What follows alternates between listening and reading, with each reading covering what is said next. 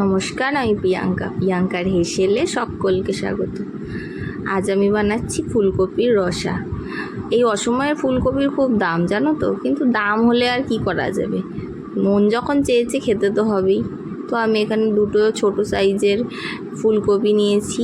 আগে ওগুলোকে ভালো করে কেটে ধুয়ে একটু জলে ভাপিয়ে নিয়েছি। নেওয়ার পরে কপিগুলোকে একটুখানি তেলে লবণ দিয়ে ভেজে নেব, হালকা লাল লাল করে। ভাজা হলে আমি টুকরো টুকরো করে যে আলুগুলো নিয়েছি কপির জন্য সেগুলোও তুলে নিচ্ছি।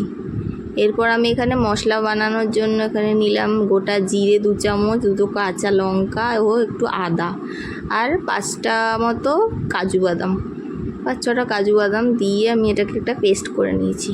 এই পেস্টটার মধ্যে আমি দেবো এখানে একটু ধনে গুঁড়ো ও হলুদ 1 চামচ।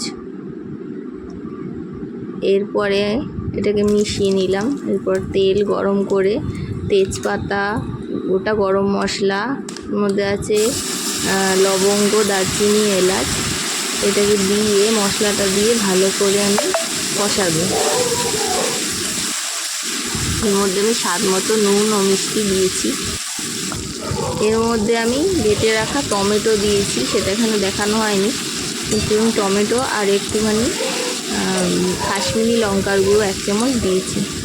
দিয়ে ফুলকপি ভাজা, আলু ভাজাগুলো দিয়ে ভালো করে কষিয়ে নিচ্ছি। এরপরে আমি এখানে গরম জল দিয়ে দিচ্ছি। এর মধ্যে অবশ্যই গরম জল দিয়ে ঢাকা দিয়ে রাখতে হবে সেদ্ধ হওয়া অবধি। তার মধ্যে তোমাদের বলে রাখি, আমার রান্নাটা যদি তোমাদের ভালো লাগে তাহলে একটা লাইক, একটা কমেন্ট ও একটা শেয়ার করতে ভুলো না, আর বন্ধুদের সাথে শেয়ার করে দিও। টাটা।